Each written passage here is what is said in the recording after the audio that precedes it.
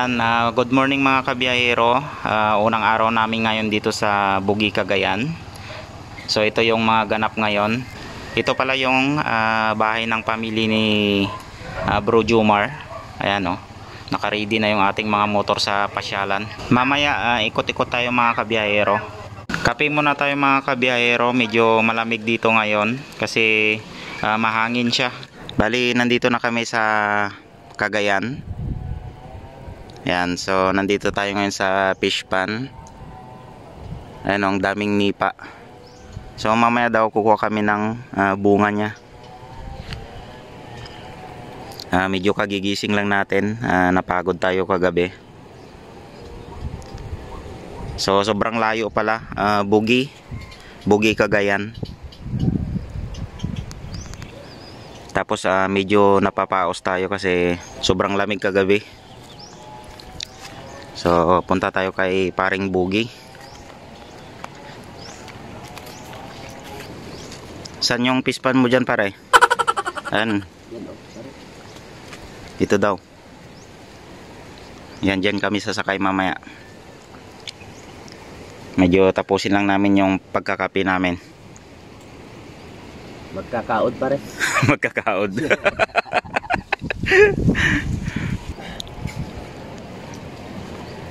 Bali, hinahanap pa ni paring Bugi yung sagwan. Parang nakakatakot naman pare ito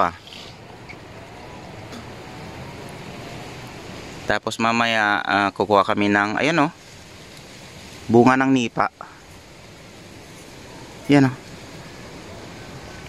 napuntahan natin. Ayan guys yan, kukuha kami niyan mamaya. Sarap niya parang kaong.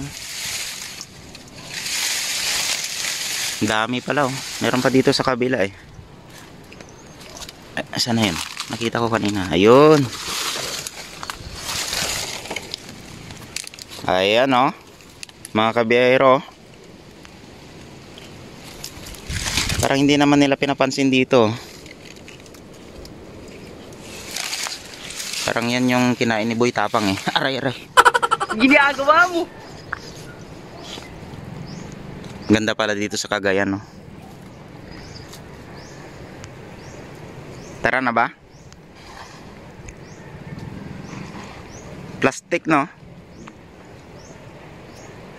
pero yung inupo natin kagabi kahoy yun. Ganda pala dito sa Bugi Bugi Cagayan. Bugi Cagayan pala mga kabiyahero. Nakakapagod lang kasi sobrang layo. La Union to Cagayan, ang layo pala. Parang 3 Maynila yung katumbas niya. La Union to Maynila.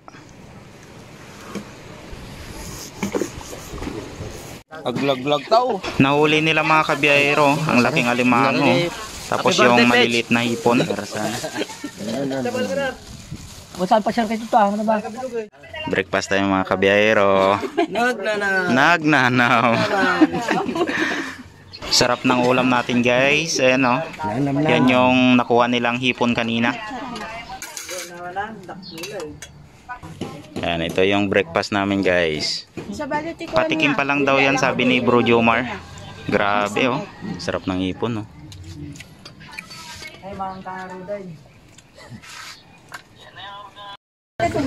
Grabe ang sarap ng almusal natin guys